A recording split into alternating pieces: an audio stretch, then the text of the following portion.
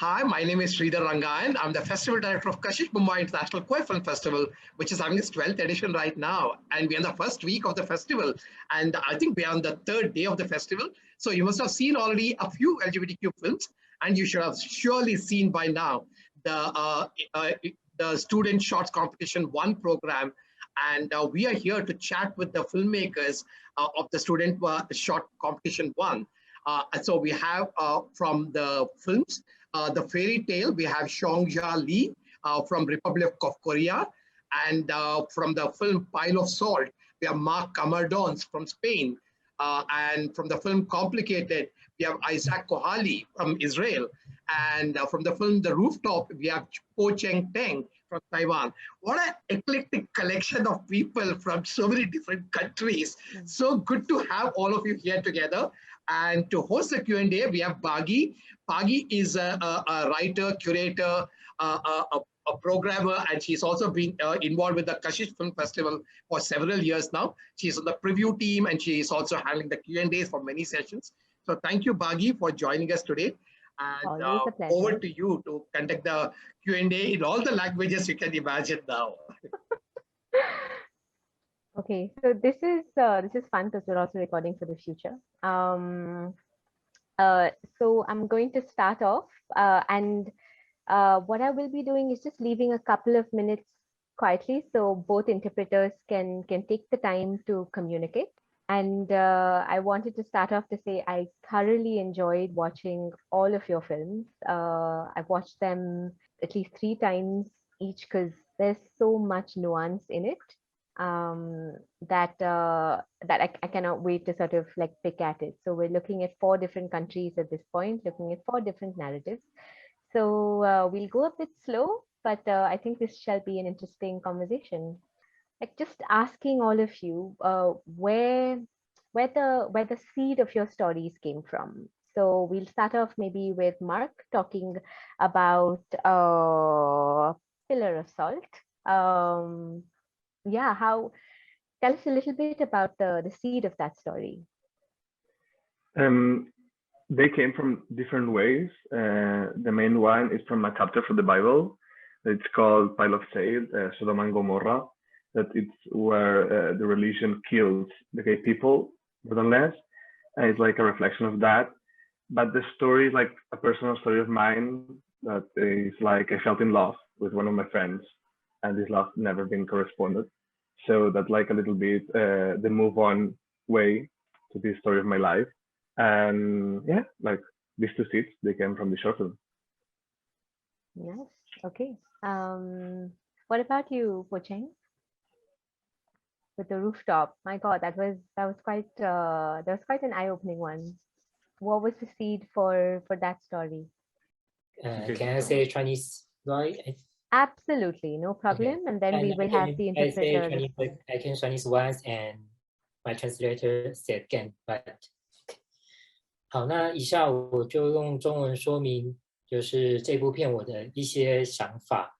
那因为当初，这部顶楼自习课其实是有关于身体上的议题，那这就关系到我们过去成长的过程里面，除了自我认同、性别认同之外，就会很常碰触到其中一个议题。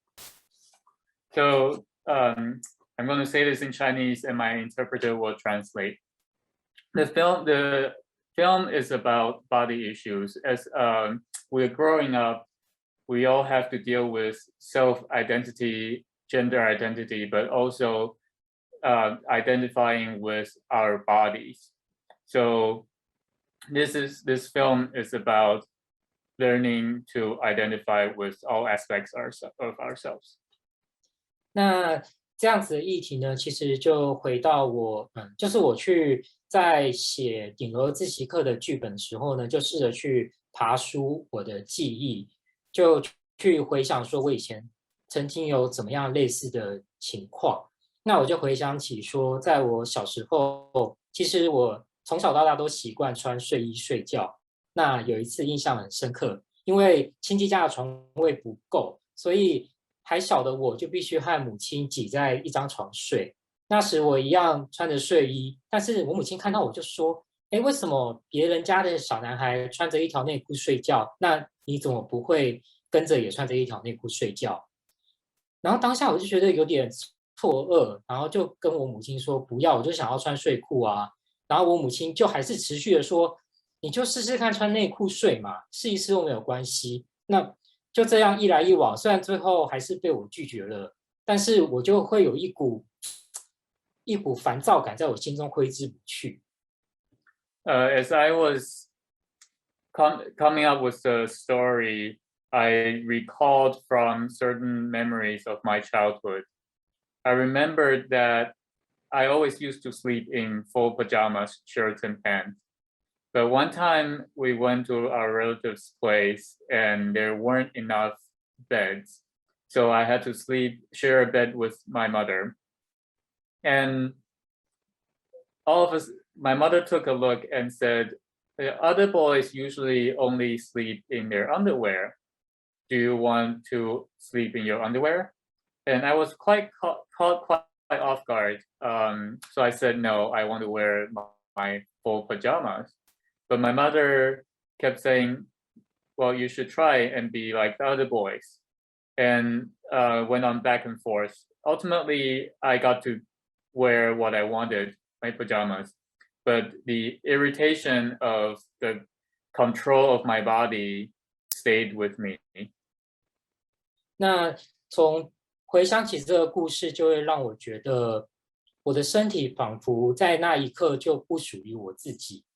那这个样子的关于身体上的议题，就是在现在的这个顶楼自习课里面，是我想要传达给大家的。就希望大家可以借由我的这部短片，就不仅是 LGBT 族群，那也可以让一般就是所有的大众都可以一起对这个故事可以有所共鸣。因为在亚洲的家庭里面，其实对于子女身体的掌控是更为严重的。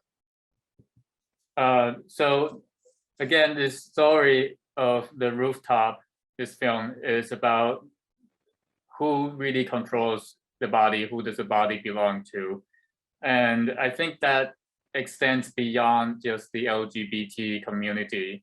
It's something that I hope the all public will be able to resonate with, especially in Asia, where I think the relationships or physical distance between parents and children sometimes are even closer or shorter. And so I hope that's something that most of the general public can resonate with.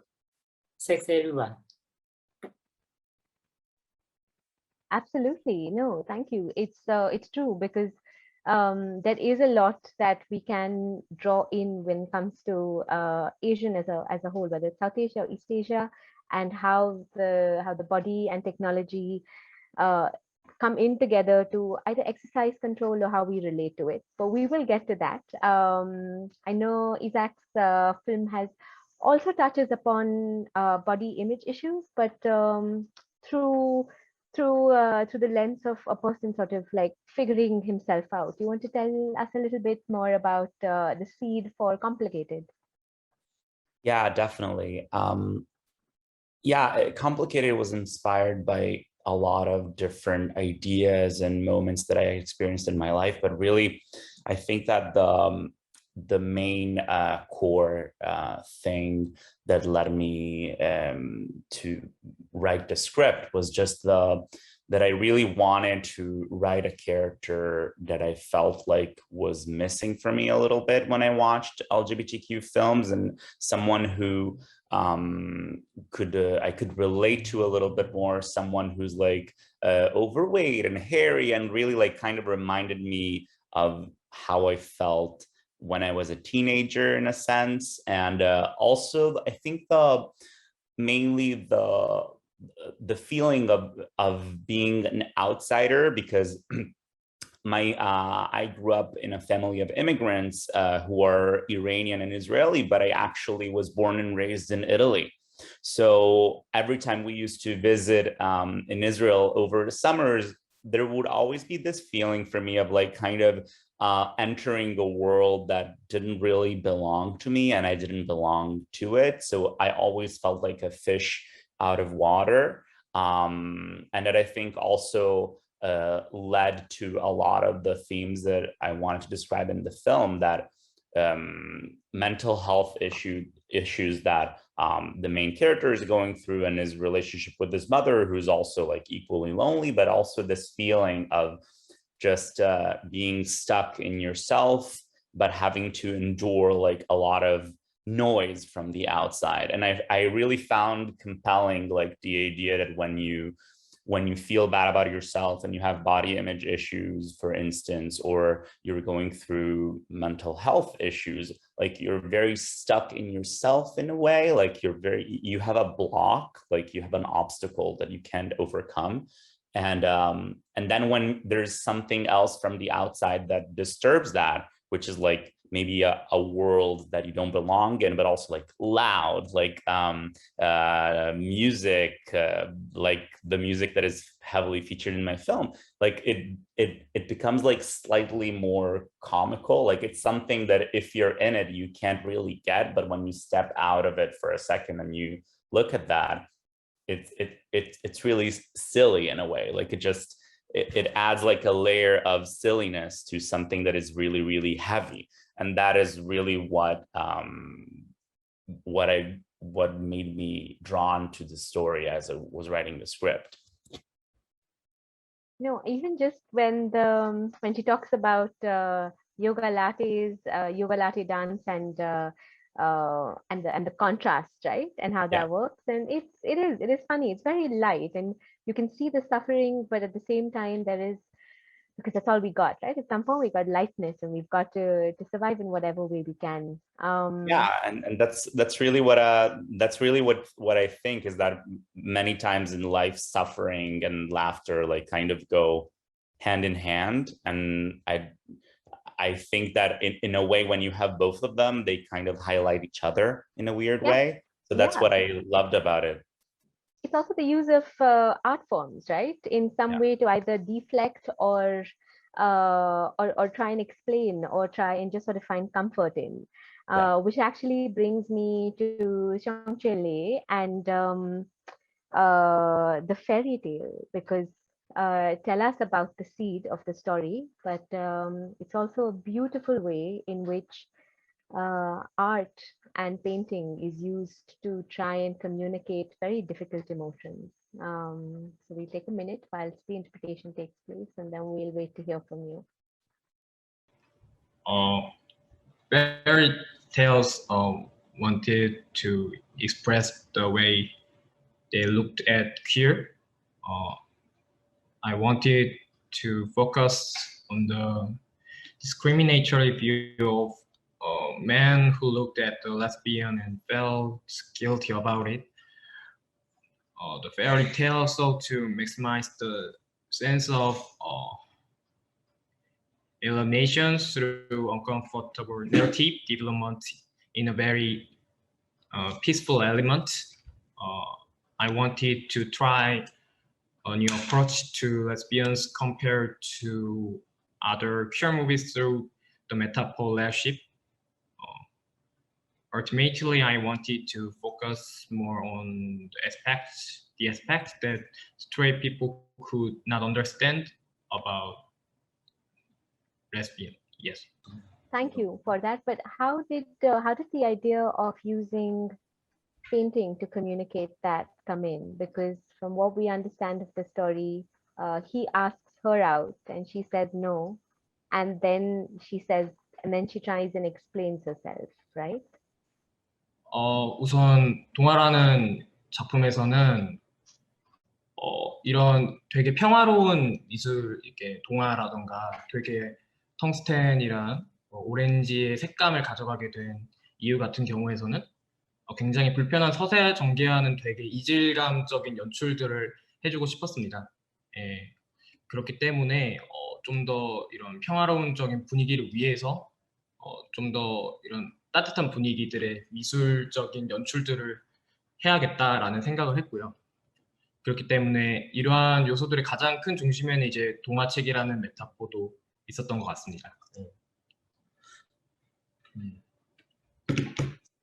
In fairy tale, he used warm art and used tungsten light, and he wants to make uncomfortable atmosphere by. She wants to lighten the mood, maybe? She wants to make an uncomfortable situation lighter using art? Yes. It's a very good device, though. Is there anything else that you would like to add? Yes. He wants to show uncomfortable atmosphere and show metaphor of fairy tale. Sorry. No, absolutely not. All right. We will take off of this because I like this idea of discomfort and sort of it's one of the things that stand out the most, right? When you have with someone, how do you lessen the discomfort? What are the things you do to sort of avoid it? Which brings me to Mark, actually, because in the seminary, it's a cloistered space, and you're living together, you're showering together, everything is so close. But there is in the film the discomfort is palpable, but I mean, you can feel the discomfort, but at the same time, you can see how both of them are trying to push against it. So I wanted to ask how you dealt with the softness of it. Like how was it that you spoke to the actors? Did they get did they have to get a specific, oh, you lost me. Okay, so what was the process like is the end question of trying to get the best out of the actors in balancing that discomfort along with a closed space where they don't know very much about how the rest of the world interacts. Yeah, sorry, my English is not very good, so I'm going to try to Welcome explain to the group. Okay. It's so, all of us at this point. Yeah. Okay, no problem. So we did a very long process before we shot the short film, because we shot it in 2 days. It was like a weekend to shoot all the short film. So we did a lot of pre-work during like 3 months. And with the actors, we did a lot of lectures of some chapters of the Bible and some works that I wrote just for preparing the character, a lot of background. We did some talks with some real seminaries, and then for some real people who believe in God and dedicate their lives to God. So yeah, we did like some very funny reunions to talk about the passion to God, because I'm an atheist. So this love for something that it can be seen, it's something that I really understand. So we did a lot of work from people who really believes in these ideals, and the same from the actors. We did a lot of process to investigate, to talk, and to reflectionate about this. Bigger question then, as an atheist, what made you pick this story? Oh, it was like very, very funny, because I grew up in a Christian school. So my whole life, it's been like a lot of inputs from Christianism. And here in Spain, it's like a lot of images. I really love the image of Christ, all of this kind of imaginary. Imaginary is like a horror word. And because it's really religious, but in the religious art history, there's been a lot of sexual and erotism appealance, because in the past they do the imaginary very appealing for the people who believe in this image. So I think that there's like a very strong connection between sexuality and Christianism in this imaginary, not in the concept, in the imaginary, but it's like a very funny way to mix them. And also when we planned the short film, like how we want the images and how we're going to record it, we did a lot to confront and to be very violent visually, like a lot of films like Ida by Paweł Pawlowski, or this kind of films that they inspire us to create this world. Nice. And were the actors queer? Big question, because the performances were fantastic.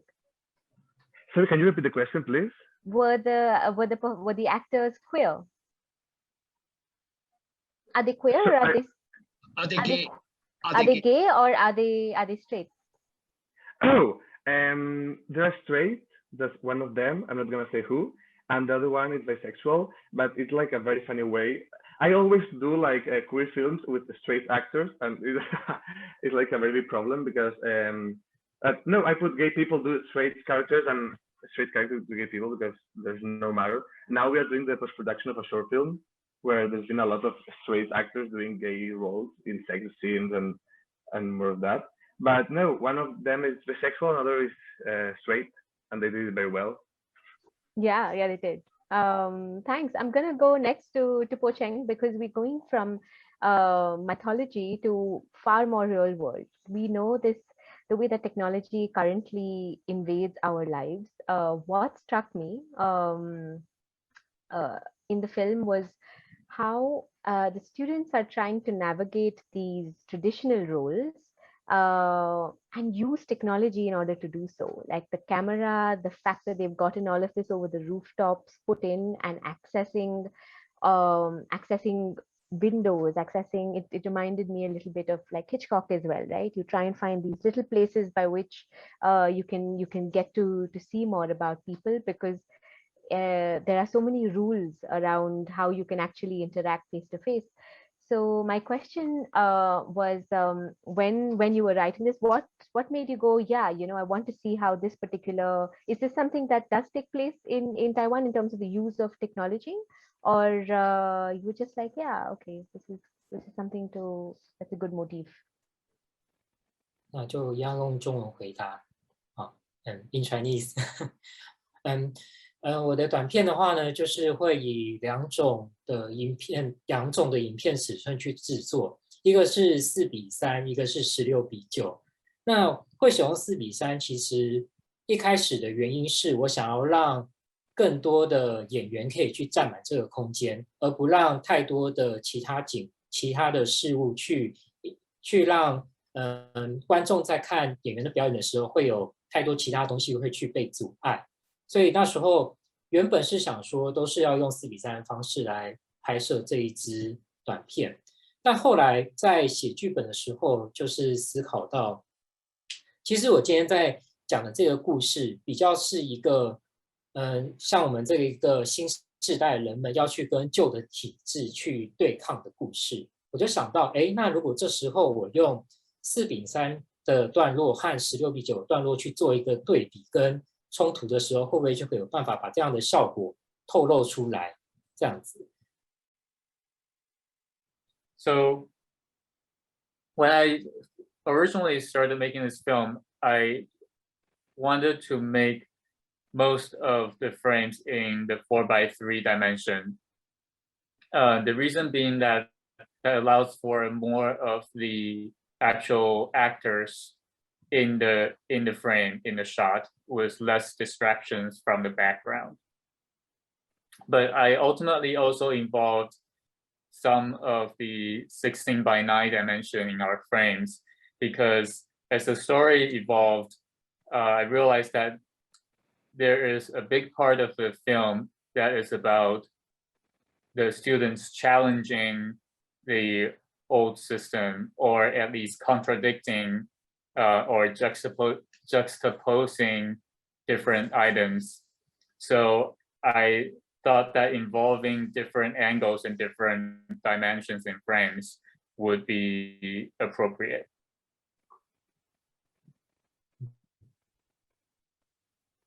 那还有关于台湾制作的，台湾现在在使用上的状况。他说就是科技，可能是科技跟学生的，他其实没有讲太多，他只是讲说，觉得台湾科技在生活中的使用，对于这部片子有没有什么影响或启发？科技对生活中的使用，another question，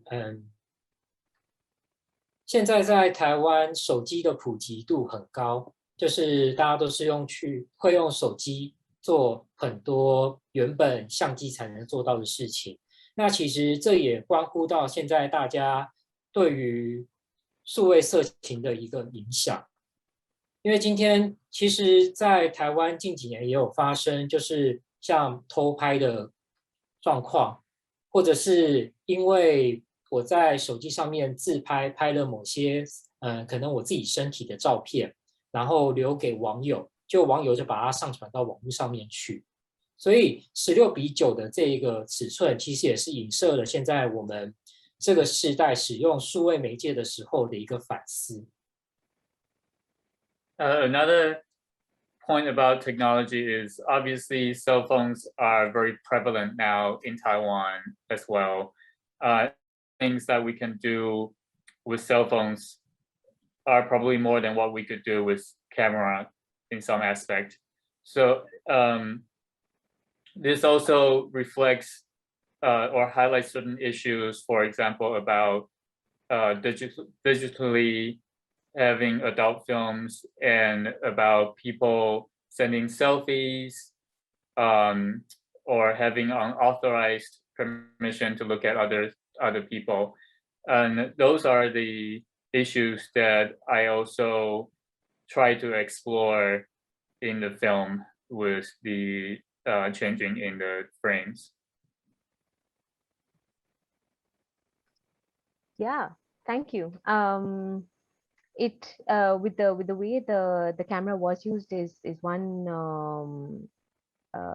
is one aspect of it, but also just it's good to know the fact that there is so much prevalence and it's such a big part of people's lives. What I did want to ask ISAK then next is the use of pop culture now, because it's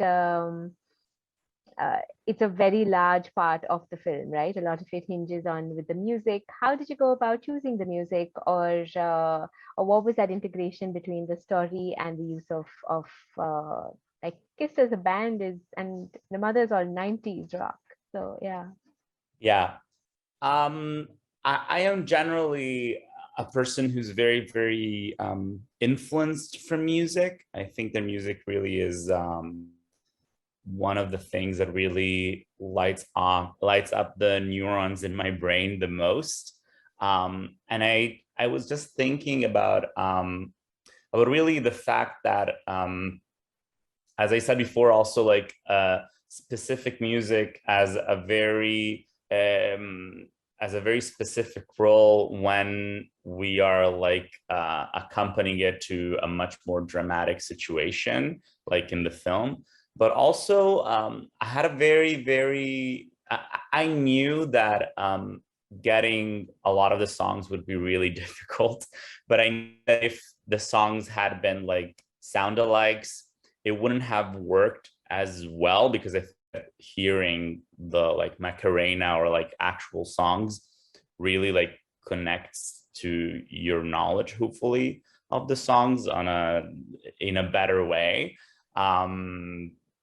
And I do, like, in a way, music was also a way of telling about the approach of the two different characters, because the two characters where son and mother have a really difficult relationship that they cannot navigate well, but and they're both like pretty lonely, but on one hand she reacts to her loneliness kind of trying to go all the way, kind of fixing it and being like, okay, I'm gonna work out, I'm gonna do my thing, even if maybe I don't fully 100% believe in it, and I don't feel like I'm young enough or well enough to do it, I'll just do it. And like just blasting music and really faking it till you make it. And on the other hand, I really wanted to show him with the KISS t-shirt, because I really think that listening to music is something that really signifies vitality in a sense. And I found in my life that in times that I've been going through a lot of difficult mental health issues, depressions, those were the moments that I would not listen to music anymore.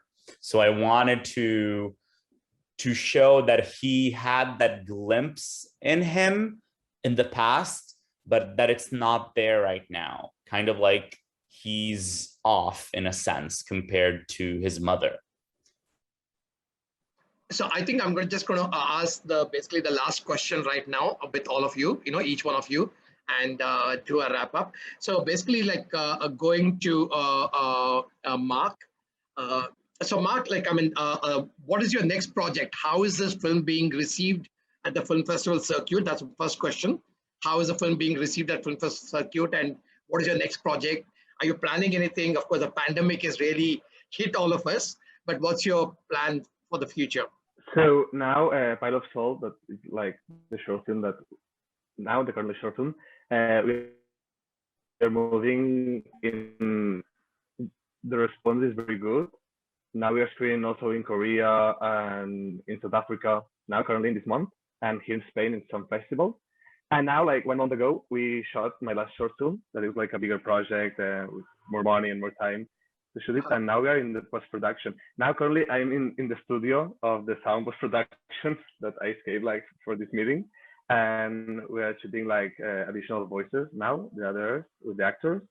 And yeah, it will be in September. We're going to start moving it. And yeah, the project. So good, you managed to get more money for your next project. That's fantastic to do that.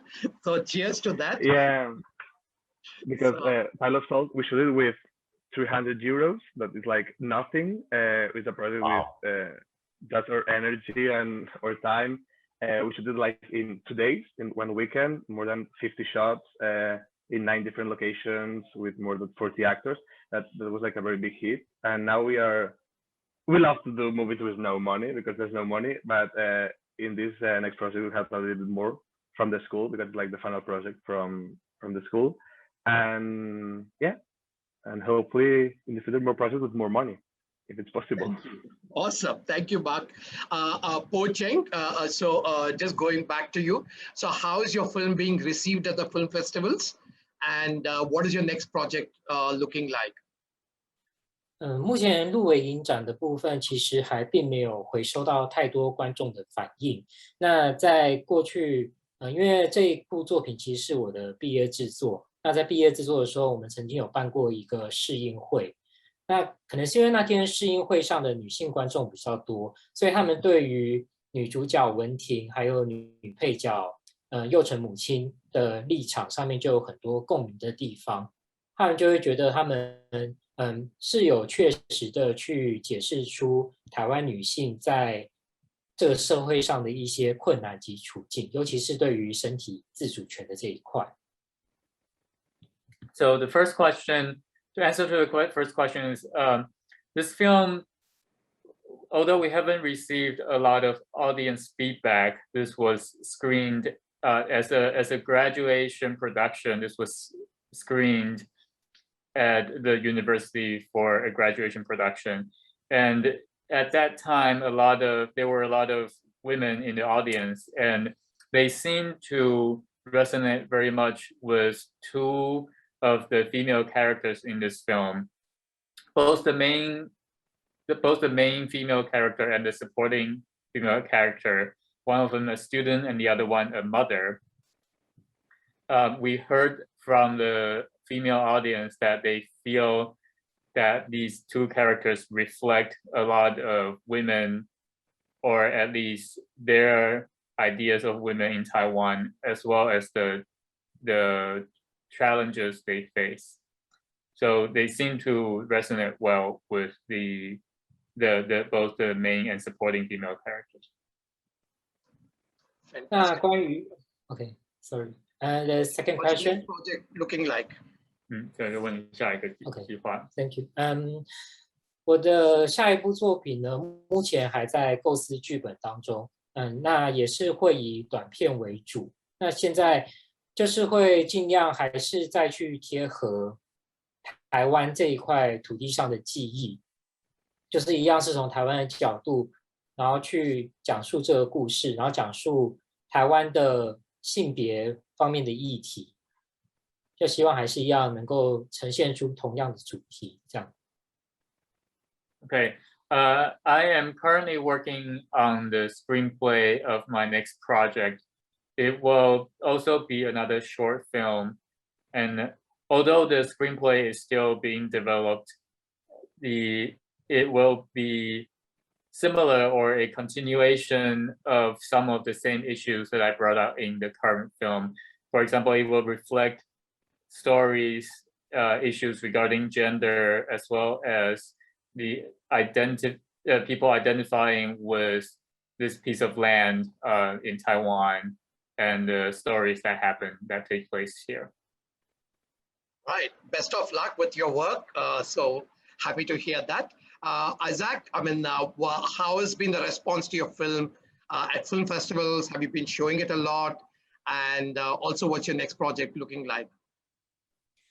Yes, yeah, so the film was really well received at film festivals. Hopefully it will continue to be really well received. Mostly it's online festivals, but I also got the chance to travel to a festival last month, which was really, really humbling and really special. I really felt so lucky. I was at Palm Springs Short Fest, and it was really amazing.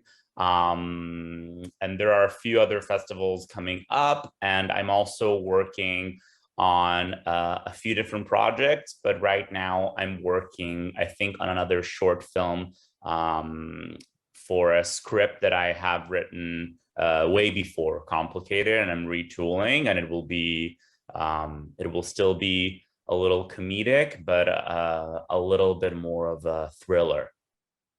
Thriller, okay, nice. Yeah. So I wish all of you could have come to Kashish, but like again, it's an online version this year too. Yeah. So that's a tragedy of our times. Next time. Lee, so how has been the response to your film at film festivals, and what is your next project? 영화제에 대한 반응이 어땠냐? 영화제에서 네 영화에 대한 반응이 어땠냐랑 이제 너의 계획. I'm preparing for the next queer movie in the summer this year. It is the story of a brother who is built a bullet, okay, by queer and tries to change the queer tendencies of a female sister. I wanted to ask a question about the social structure that typifies queer. Yeah. Yeah, and how has your this film, The Fairy Tale, traveled to a lot of film festivals? How has it been received at film festivals? 반응이 어땠냐? There were fewer Corona audience than I thought. Reactions say the difference between warmth and discomfort was impressive. There were fewer Corona audiences than I thought. Reactions say the difference between warmth and discomfort was impressive. All right. So thank you all for joining in. The Bagi, unfortunately, your video is still not on. Thank you all for joining for this particular session of the Q&A right now. And as I said, we are in the first weekend of Kashish 2021.